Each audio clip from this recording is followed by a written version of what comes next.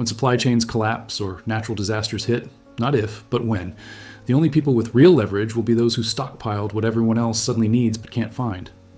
Not the gold bars, not the silver coins, not even the food most preppers are obsessing over. I'm talking about items the government is already moving to restrict, regulate, or outright ban. Items that will become black market gold within 18 months of serious disruption. Items you can still legally acquire right now, today, while 99% of people are ignoring them. If you're watching this, you already know the window is closing, you've seen the signs. These 9 items work in North America, Europe, and most developed nations where regulations are tightening. I chose them based on 3 criteria: actual utility in collapse scenarios, current regulatory threats, and barter value that increases exponentially when official channels close. Let's count down from 9 to the 1 item that makes you a community kingmaker. Number 9, amoxicillin fish antibiotics, the underground pharmacy that saves lives. Most people don't know that the same amoxicillin prescribed by doctors comes in veterinary form, identical chemical composition, different packaging, no prescription required. Yet, in 2023, the FDA already moved to restrict several fish antibiotics, and the noose is tightening. Amoxicillin treats the infections that kill people in grid-down scenarios: infected wounds, dental abscesses, pneumonia, strep throat, urinary tract infections.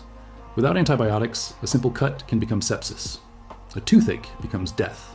One bottle delivers 100 capsules of 500 milligram amoxicillin for $25 to $40 right now. That's enough for 3 to 4 complete treatment courses. A single course treats infections that would hospitalize someone without access to medical care. The shelf life is 2 to 3 years when stored properly, but remains 70 to 80% effective for 5 to 7 years past expiration if kept cool, dark, and dry. A $200 investment in diverse fish antibiotics today gives you a home pharmacy worth thousands in barter value when doctors are inaccessible. You need multiple types: amoxicillin for general infections, ciprofloxacin for gastrointestinal and urinary issues, doxycycline for respiratory infections and tick-borne diseases, metronidazole for dental infections and parasites. Here's the trick. Most people buying fish antibiotics make the fatal mistake of buying only one type, or buying from sketchy sources with filler ingredients. You want USP grade, United States Pharmacopeia, certified fish antibiotics from established brands like Thomas Labs or Fishmox Fort. These meet pharmaceutical standards. Storage makes or breaks longevity. Store in original bottles with desiccant packets in a cool, dark location, ideally 50 to 70 degrees Fahrenheit. Start with a basic antibiotic kit covering 5 families. Amoxicillin, 500 milligrams for general infections. Ciprofloxacin, 500 milligrams for UTIs and gastrointestinal issues. Doxycycline, 100 milligrams for respiratory and tick-borne illness. Metronidazole, 500 milligrams for dental abscesses and parasites. Cephalexin, 500 milligrams for staph infections. Total cost, approximately $150 to $200. This gives you treatment capability for 12 to 15 different infection courses. When hospitals are overwhelmed, pharmacies are looted, or supply chains collapse, infections become death sentences. In Venezuela's collapse, a single course of antibiotics traded for a month's food supply. The person with antibiotics becomes the community medic, the person everyone needs, the person who controls life or death resources. But antibiotics only work if you can diagnose what needs treating. The next item on this list gives you diagnostic capability they're already restricting. Number 8, blood glucose meters and diabetes supplies, the medical baseline. Everyone needs. Most people think blood glucose meters are only for diabetics. Dead wrong. In survival scenarios, these meters become your early warning system for infection, stress response, metabolic problems, and starvation adaptation, all before symptoms become life-threatening. Blood glucose monitoring tells you what's happening inside the body before external symptoms appear. Normal range is 70 to 100 milligrams per deciliter fasting. Above 180, you're fighting infection even without fever. Below 60, you're entering hypoglycemia and cognitive impairment.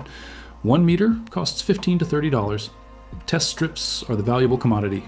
50 strips run $8 to $15 currently, but in disaster scenarios, they become worth their weight in more than gold to someone monitoring a diabetic family member. A type 1 diabetic uses 6 to 8 test strips daily to manage insulin dosing. That's 180 to 240 strips monthly. Without testing, insulin dosing becomes guesswork, leading to diabetic coma or death within weeks. 1 meter plus 500 test strips, a $70 to $90 investment, gives you 2+ years of diagnostic capability or incredible barter leverage. 37 million Americans have diabetes. In collapse, their test strips run out in 60 to 90 days. After that, they're desperate. Here's what most people get wrong. They buy the cheapest meter and incompatible strips, or they store strips improperly and destroy them. Test strips are brand specific. You can't use freestyle strips in an AccuCheck meter. Buy 2 to 3 meters of the same brand, so strips are interchangeable. The secret to strip longevity? Store unopened vials in a cool, dry location in their original sealed containers with desiccant packs. Do not remove strips from vials until ready to use. Humidity destroys the enzymatic coating that makes strips work. Build a comprehensive blood glucose stockpile. 3 meters of the same brand for $45 to $90 total. 1,000 test strips for $160 to $300. 200 lancets for $10 to $15. Total investment, approximately $230 to $425 for a system that lasts 3+ years personally or creates massive barter value.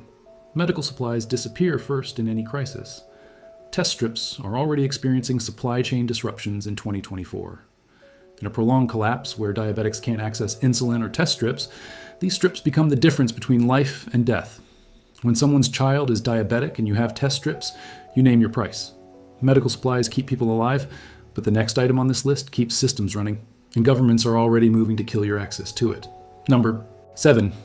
Ivermectin, livestock formulation, the banned medicine that actually works. Most people only heard about ivermectin during COVID-19 controversy when the media called it horse paste and the FDA ran campaigns for telling people not to use it. That alone should tell you it's on this list. When authorities work that hard to discredit something, pay attention. Ivermectin is a broad-spectrum antiparasitic that treats intestinal worms, scabies, lice, river blindness, and shows efficacy against certain viral infections. In collapse scenarios where sanitation fails and clean water disappears, parasitic infections become epidemic. Globally, 1.5 billion people carry parasitic worm infections. In collapse with compromised immune systems and malnutrition, those same parasites cause severe anemia, organ damage, and death. 1 tube of livestock ivermectin paste at 1.87% concentration costs $5 to $8 and treats approximately 1,200. 50 pounds of body weight. Translation: 1 tube treats 6 to 8 adult humans at proper dosing. A $50 investment gets you 6 to 10 tubes, treating 36 to 80 people for parasitic infections. The shelf life is 3 to 5 years when stored properly, but remains effective for 7 to 10 years past expiration in cool, dark conditions. Beyond parasites, ivermectin treats scabies, the skin mite infestation that spreads rapidly in close quarters living conditions. Here's the trick. Most people either overdose, afraid it won't work, or underdose, afraid of toxicity, and nearly everyone buys the wrong formulation. You want 1.87% ivermectin paste for horses, not the injectable cattle formulation, not the pour-on topical cattle version. Human dosing is simple, 0.2 milligrams per kilogram of body weight. A 180-pound adult weighs approximately 82 kilograms, requiring 16.4 milligrams ivermectin. The regulatory assault on ivermectin is the tell. When governments and media coordinate to demonize an off-patent, widely used medication with 40-plus years of safety data, something else is happening. Ivermectin is on the WHO's list of essential medicines. It's been given over 4 billion times globally, yet suddenly it's dangerous horse paste when people try to use it without prescriptions. In Venezuela's collapse, ivermectin became black market gold because it treated multiple conditions, required no refrigeration, had long shelf life, and authorities had restricted access. Medicine keeps you alive, but the next item keeps you warm, keeps you cooking, and creates light, and they've already banned it in multiple states. Number 6. Incandescent light bulbs, the banned technology. That still works. Most people think incandescent bulbs are just obsolete technology replaced by better LEDs. Yes, LEDs are more efficient. But incandescent bulbs do things LEDs can't, and that's why governments banned them. Incandescent bulbs produce heat and light from a simple tungsten filament. They work with any power source producing correct voltage, grid power, generators, solar inverters, even DIY battery systems. They tolerate voltage fluctuations that destroy LED electronics. They contain zero complex circuitry that fails. Here's what matters. Incandescent bulbs are repairable and rebuildable with basic materials. LEDs are not. When the circuit board in an LED burns out, it's trash. When an incandescent filament breaks, someone with basic knowledge can rebuild it using tungsten wire. One incandescent bulb costs $1 to $3, currently while still available. A case of 48 bulbs runs $40 to $80. These bulbs last 1,000 to 2,000 hours of use. A case of 48 bulbs provides 6,000 to 12,000 days of lighting. That's 16 to 33 years of nightly use. But here's the genius. Incandescent bulbs are dual purpose. They produce light, but they also produce significant heat. A 100-watt incandescent generates approximately 90 watts of heat energy.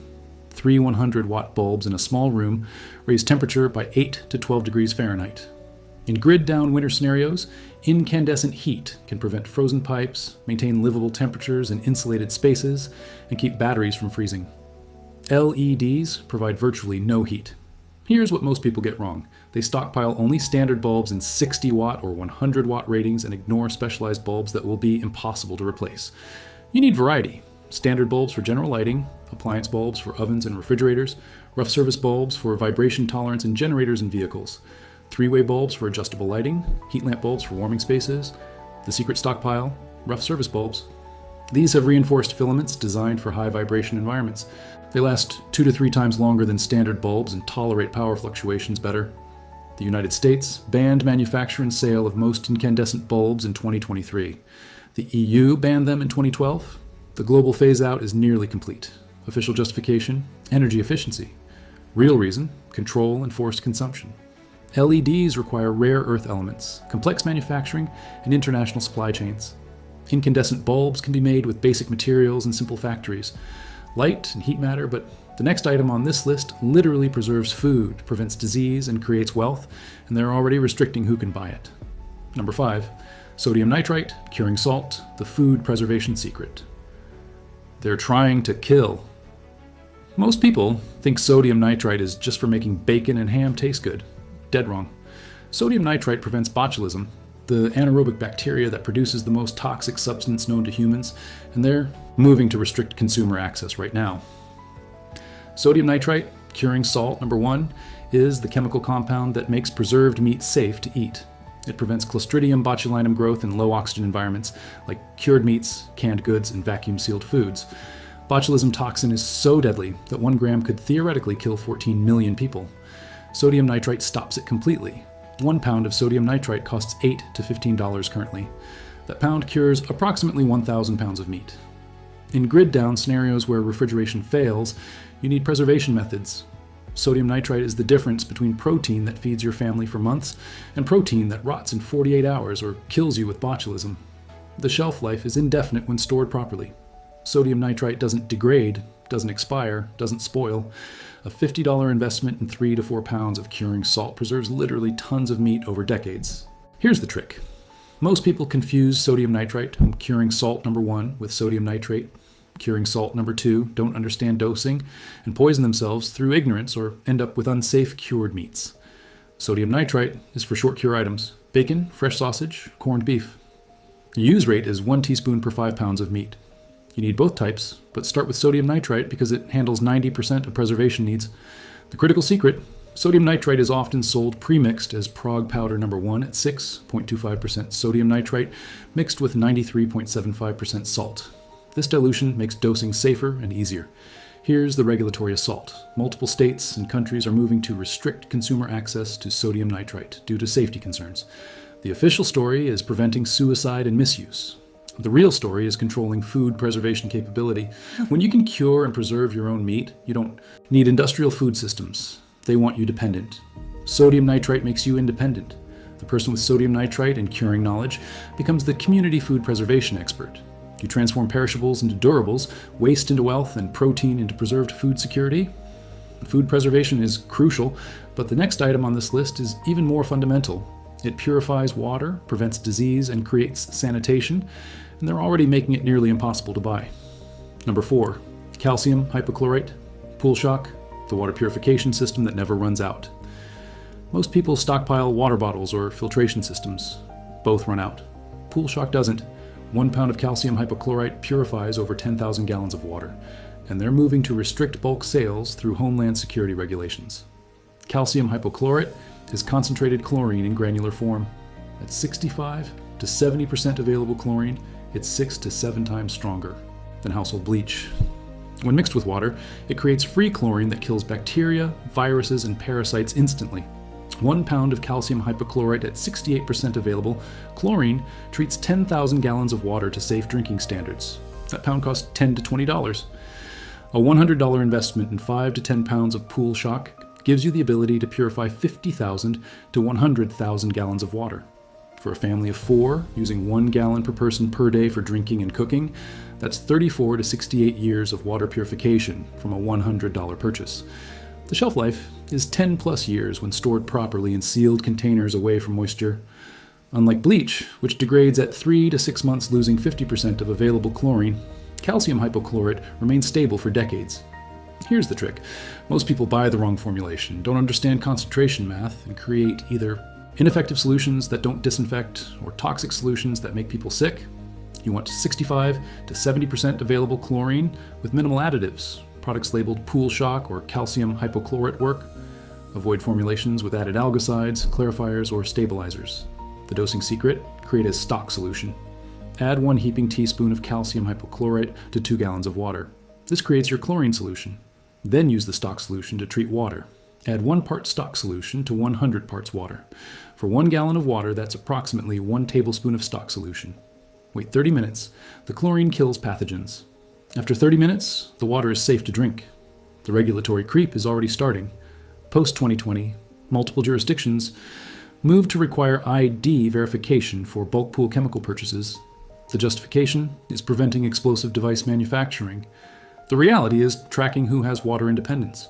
Capability. Calcium hypochlorite is on DHS watch lists. Bulk purchases trigger reporting requirements in some states. When they can track and restrict who has water purification chemicals, they control water access. The person with calcium hypochlorite has permanent water security. You can take swamp water, river water, or captured rainwater and make it safe to drink. Water and sanitation keep you alive, but the next item on this list keeps you mobile, independent, and trading, and they've already killed its availability in multiple markets. Number 3, 2-stroke engine oil, the fuel additive that extends gasoline lifespan. Most people don't realize 2-stroke engine oil isn't just for chainsaws and weed eaters. It's a gasoline stabilizer that extends fuel storage life from 6 months to 2 to 3 years, and the regulatory assault on 2-stroke engines means the oil formulations are disappearing from shelves. 2-stroke oil contains detergents, lubricants, and stabilizers that prevent gasoline degradation. When added to stored gasoline at ratios higher than normal mixing, 1 to 20 instead of 1 to 50, it creates a preservation system that keeps fuel viable for years instead of months. Gasoline begins degrading immediately through oxidation, evaporation, and phase separation. Standard pump gasoline lasts 3 to 6 months before it gums up carburetors and becomes unreliable. With 2-stroke oil added at high concentrations, you can hit 30 to 36 months of viable storage. 1 gallon of premium 2-stroke oil costs $15 to $30. At 1 to 20 mixing ratio, that's 6.4 ounces per gallon, that gallon of 2-stroke oil treats approximately 20 gallons of gasoline. A $100 investment in 3 to 4 gallons of 2-stroke oil preserves 60 to 80 gallons of gasoline for extended storage. In grid-down scenarios, gasoline is liquid gold. The person who has viable gasoline 18 to 24 months into collapse has something nobody else has. Here's what most people get wrong.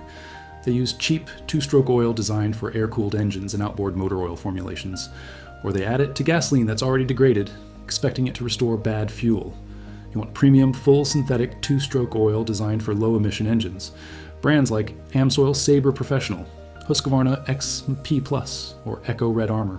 The secret mixing ratio for fuel storage: add 2-stroke oil at 1 to 20 ratio, that's 6.4 ounces per gallon, to fresh gasoline. Use non-ethanol gasoline if available. Ethanol attracts moisture and accelerates phase separation.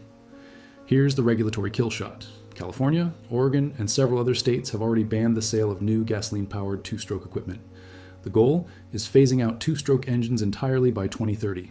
When the engines disappear, the oil formulations disappear with them.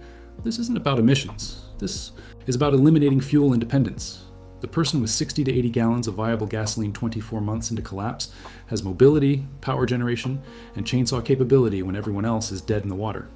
In Venezuela's fuel crisis, people paid months' wages for 5 gallons of gasoline. Fuel provides mobility and power, but the next item on this list provides something even more fundamental to human survival, and it's being actively removed from food production systems. Number 2, heirloom seeds, non-hybrid, non-GMO, the food security. They're systematically destroying. Most people think seeds are just seeds. They don't understand that modern commercial seeds are designed to be non-reproducing. You can't save seeds from hybrid or GMO crops and replant them successfully. Heirloom seeds are the only way to maintain multi-generational food independence, and the seed banks are being consolidated and destroyed. Heirloom seeds are open-pollinated varieties that reproduce true to type. When you save seeds from heirloom plants, they grow identical plants the next year. This creates perpetual food production from a single seed purchase. A comprehensive heirloom seed vault with 50 to 80 varieties costs $150 to $400. That investment provides the genetic foundation for unlimited food production across unlimited generations. One heirloom tomato plant produces 200 to 400 seeds. Those seeds grow 200 to 400 plants the next year, producing 40,000 to 160,000 seeds. Within 3 generations, you have enough seed to supply your entire community. The shelf life varies by seed type. Tomatoes, peppers, and beans last 4 to 6 years when properly stored. But properly stored seeds remain viable far longer than published dates. Seeds stored in cool, dry, dark conditions retain 50 to 70% germination rates for 10 to 20 plus years beyond listed expiration. Here's the trick. Most people buy heirloom seed survival vaults that contain tiny quantities of obscure varieties they'll never use. Or they buy whatever's cheapest without considering their climate zone, soil type, or growing experience. You need targeted selection. Climate zone matters, caloric density matters. In survival gardening, you need calories, not salad greens. Prioritize potatoes, beans, corn, squash, and grains over lettuce and herbs. Storage crops matter. Tomatoes and cucumbers require immediate processing. Winter squash, dry beans, potatoes, and root vegetables store for 3 to 6 months without canning or freezing. The secret seed source: avoid the survival marketed seed banks charging premium prices. Buy from regional seed companies specializing in heirloom varieties adapted to your area. Store seeds in airtight containers. Mason jars work perfectly, with desiccant packets in a cool, dark location. Here's the attack on seed sovereignty. Global seed. Banks are being consolidated by multinational agribusiness corporations. Small regional seed companies are being bought out and closed. Heirloom varieties are being discontinued as unprofitable. Svalbard Global Seed Vault, the backup of humanity's agricultural heritage, flooded in 2017 due to permafrost melt. Multiple national seed banks have been destroyed in conflicts: Iraq, Syria, Afghanistan. When you control seeds, you control food. When you control food, you control everything. Heirloom seeds represent the last remaining path to food sovereignty. Seeds provide food for tomorrow, but the number one item on this list provides something even more fundamental: immediate tradable value that works when everything else fails. Number 1, pre-1982. Copper pennies, the constitutional money they can't print. Most people don't know that pennies minted before 1982 contain 95% copper. Each penny contains 3.11 grams of copper, worth approximately 2.5 to 3 cents in melt value at current prices. That's 2.5 to 3 times face value just in metal content. And it's completely legal to own, accumulate, and trade, for now. Copper pennies are real money, not fiat currency backed by government promises, not paper certificates, actual metal with intrinsic commodity value. $100, face value in pre-1982 pennies, weighs approximately 68 pounds and contains 148 pounds of copper. At $4 per pound copper prices, that's $200 to $250 in melt value from a $100 investment. At $5 per pound copper, it's $300. At $10 per pound, historical highs reached in 2011, it's $600. But you never melt them. You trade them at face value or metal value, whichever is higher. When currency collapses and paper money becomes worthless, copper pennies still have commodity value. When electronic payment systems fail, copper pennies are physical money that works. When banks close and ATMs go dark, copper pennies buy goods and services. The shelf life is infinite. Copper doesn't degrade, doesn't expire, doesn't spoil. A copper penny buried 100 years ago is still a copper penny. But here's what makes copper pennies the ultimate barter item. They're universally recognized as money. Unlike silver rounds or gold coins that require verification and trigger suspicion, pennies are just pennies. Everyone understands them. Everyone accepts them. No one questions them. Here's the trick. Most people think all pennies look the same and don't understand how to identify copper pennies from worthless zinc pennies. Pre-1982 pennies are 95% copper, 5% zinc, weighing 3.11 grams. Post-1982 pennies are copper-plated zinc, weighing 2.5 grams. The secret identification method. Sound test. Drop a copper penny on a hard surface. It rings with a clear, sustained tone, almost musical. Drop a zinc penny. It makes a dull thud with no sustain. Once you've heard the difference, you can sort pennies by sound at incredible speed. Order $25 to $50 boxes of pennies from your bank. Sort through boxes at home identifying pre-1982 pennies. Return zinc pennies to bank. Keep copper pennies. Store in food, grade 5-gallon buckets with gamma sail lids. Each bucket holds approximately $500 to $600 face value in pennies. Weight, 350 to 400 pounds per bucket when full. $1,000 face value in copper pennies provides approximately 670 pounds of copper. At $4 per pound, copper prices, that's $2,680 in melt value. At $10 per pound, historical highs, it's $6,700. Here's the government's problem. It costs 2.1 to 2.4 cents to produce each zinc penny. They lose money on every penny minted. Meanwhile, pre-1982 copper pennies contain 2.5 to 3 cents of copper, while only costing 1 cent face value. The government response? In 2006, it became illegal to melt pennies or export them in quantities over $5 face value. The next regulatory step is obvious. Declare pre-1982 pennies invalid currency, enforce exchange for worthless zinc pennies or digital credits. But copper pennies are already out there, already in circulation, already in your possession legally. Once you have them, they can't confiscate what they can't find. In every hyperinflation scenario throughout history, Weimar Germany, Zimbabwe, Venezuela, Argentina, people reverted to commodity money. Copper pennies are pre-positioned commodity money already denominated in familiar currency units. The person with $5,000 to $10,000 face value in copper pennies has portable, divisible, universally recognized wealth that survives any monetary collapse. 9 items. The time to acquire these is before restrictions tighten, before supply chains collapse, before regulatory assault accelerates. Fish antibiotics will be prescription only. Ivermectin will be banned for human use.